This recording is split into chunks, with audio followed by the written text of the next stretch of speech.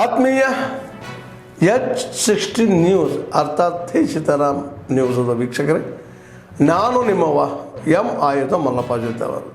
ತಾವು ಈಗ ಸುದ್ದಿಗಳ ಲೋಕಕ್ಕೆ ಎಂಟ್ರಿ ಹೊಡಿತಾ ಇದ್ದೀರಿ.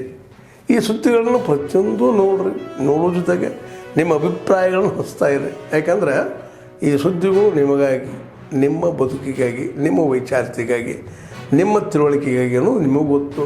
ಜೊತೆಗೆ ನಮಗೂ ನಿಮ್ಮೊಂದಿಗೆ ಇದೊಂದು ಮಾತಾಡುವಂಥ ಜೊತೆಗೆ ಸುದ್ದಿಗಳನ್ನು ಬಿಡುವಂಥ ಕೆಲಸ.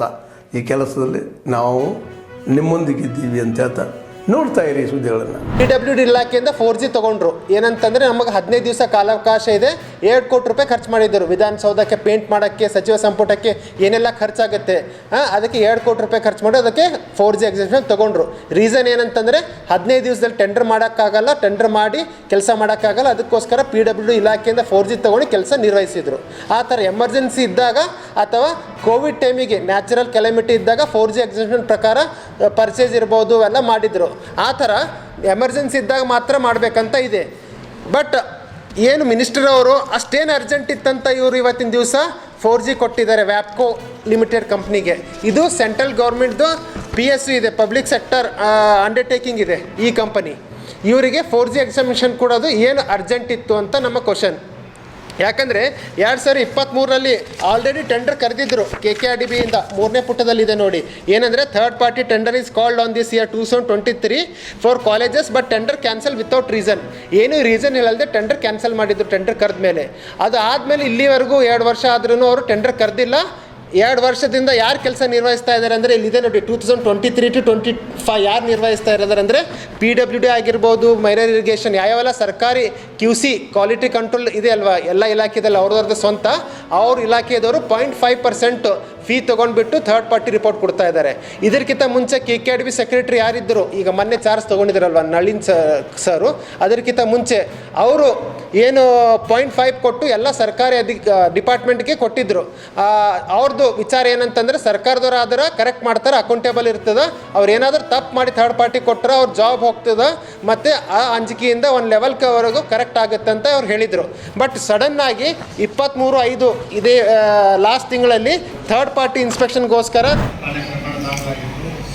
ಆ ಪ್ರಕರಣವನ್ನು ತನಿಖೆ ಮಾಡಿದಾಗ ಮತ್ತು ತನಿಖೆ ಸಮಯದಲ್ಲಿ ಕಲೆ ಹಾಕಿದ ತಾಂತ್ರಿಕ ಮತ್ತು ಗ್ರೌಂಡ್ ಲೆವೆಲ್ ಇನ್ಫಾರ್ಮೇಷನ್ ಕಾಣೆಯಾದ ಮನುಷ್ಯ ಏನು ಪ್ರಕರಣ ಇತ್ತು ಆ ಪ್ರಕರಣ ತನಿಖೆಯಿಂದ ಕೊಲೆಯಾಗಿರುವ ಬಗ್ಗೆ ಮಾಹಿತಿ ಬರುತ್ತೆ. ಆ ಹಿನ್ನೆಲೆಯಲ್ಲಿ ಏನು ಒಂದು ಮಿಸ್ಸಿಂಗ್ ಕೇಸ್ ಇತ್ತು ಅದರಿಂದ ಕಲೆ ಪ್ರಕರಣ ಅಂತ ಹೇಳ್ಬಿಟ್ಟು ಈಗಾಗಲೇ ಇನ್ನೊಂದು ಪ್ರಕರಣವನ್ನು ಸ್ಟೇಷನ್ನಲ್ಲಿ ದಾಖಲು ಮಾಡಿಕೊಂಡು ತನಿಖೆಯನ್ನು ಮಾಡ್ತಾರೆ. ಇದರಲ್ಲಿ ಪ್ರಕರಣದ ಹಿನ್ನೆಲೆಯನ್ನು ಬಂದಾಗ ಕಳೆದ ತಿಂಗಳು ಅಂದರೆ ಮೇ 25ರಂದು ಒಂದು ದೂರನ್ನು ದಾಖಲಾಗುತ್ತೆ. ಅದರಲ್ಲಿ ಕಾಣೆಯಾದ ಹೆಸರು ರಾಘವೇಂದ್ರ ನಾಯಕ್ ಅಂತ. ಇವರು ಕಾಣೆಯಾಗಿದ್ದು ಮಾರ್ಚ್ 12ನೇ ತಾರೀಕಿಗೆ ಮಿಸ್ ಆಗಿರ್ತಾರೆ. ಬಟ್ ಅವರು ವೈಫ್ ಬಂದು ದೂರ March May 25 almost 2 months 2.5 months late ಇದೆ. ರೀಸನ್ ಏನಂತಂದರೆ ಇವರು ಮೂಲತಃ ತಾರೀಕೇನು ಅಖಿಲ ಭಾರತ ಸಾರ್ವತ್ರಿಕ ಮುಷ್ಕರ ಇದೆ. ಅದರ ಕುರಿತು ಹಲವಾರು ಪತ್ರಿಕಾಗೋಷ್ಠಿಗಳಾಗಿದ್ದಾವೆ, ಸಾಕಷ್ಟು ಪ್ರಚಾರ ಆಗಿದೆ. ಈಗ ನಾವು ಒಂದು ಫೈನಲ್ ಕಾಲ್ ಆಗಿ ಇವತ್ತು ನಮ್ಮ ಈ ಜುಲೈ 9ರ ಒಂದು ಹೋರಾಟ ಕುರಿತು ಒಂದು ಪತ್ರಿಕಾಗೋಷ್ಠಿ ಇವತ್ತು ಇಲ್ಲಿ ಆಯೋಜಿಸಿದ್ದೀವಿ. ನಮ್ಮ ಬೇಡಿಕೆಗಳ ಬಗ್ಗೆ ತಮಗೆ ಈಗಾಗಲೇ ಎಲ್ಲ ಗೊತ್ತಿದೆ. ಮುಖ್ಯವಾಗಿ ಇದು ಏನು ಸ್ಟ್ರೈಕ್ ನಡೀತಾ ಇದೆ ಜುಲೈ 9ಕ್ಕೆ ಅಖಿಲ ಭಾರತ ಮುಷ್ಕರ ಏನು ನಡೀತಾ ಇದೆ, ಇದು ಮೋದಿ ಸರ್ಕಾರ 2020ರಲ್ಲಿ ಒಂದು 4 ಕಾರ್ಮಿಕ ಸಂಹಿತೆಗಳು 4 ಲೇಬರ್ ಕೋಡ್ಸ್ ತಂದಿದ್ದಾರೆ.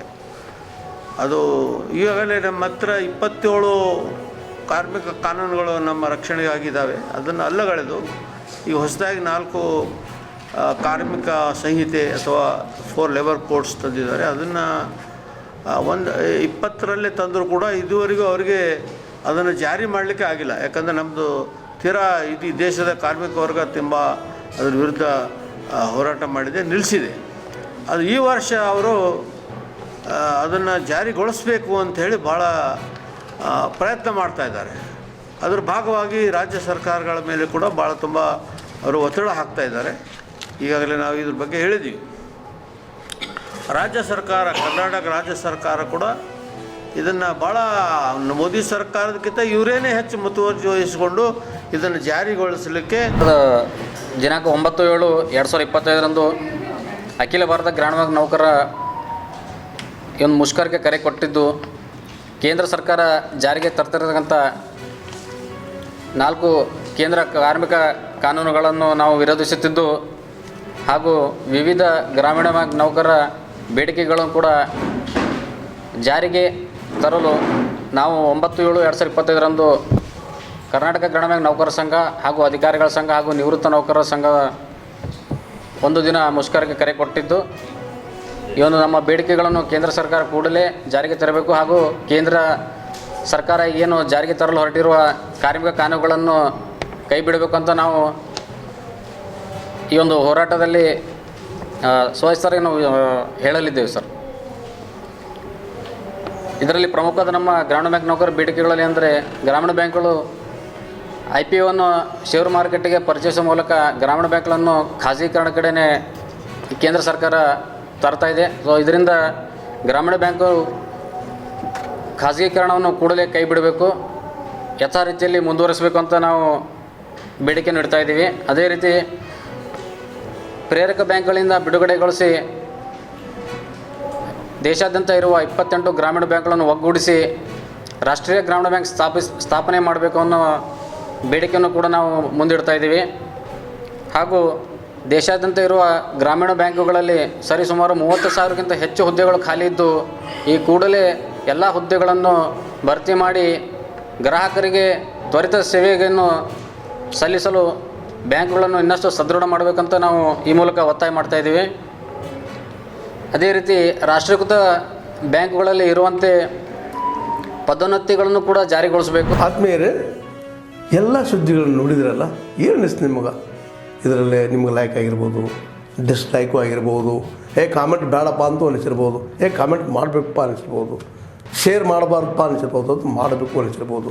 ಏನಾದರೂ ಆಗಲಿ ಶೇರ್ ಮಾಡ್ತಾಯಿರಿ, ಈ ನ್ಯೂಸ್ಗಳನ್ನ ಹಂಚ್ತಾ ಇರಿ, ಜೊತೆಗೆ ಇದಕ್ಕೆ ಸಬ್ಸ್ಕ್ರೈಬ್ ಆಗ್ತಾಯಿರಿ ಅಂತ ಹೇಳ್ತಾ, H16 ನ್ಯೂಸ್ ಅರ್ಥಾತ್ ಹೇ ಸೀತಾರಾಮ್, ಇದು ಸತ್ಯದ ಕೈಗೆ ನಡಿ. ವಂದನೆಗಳು.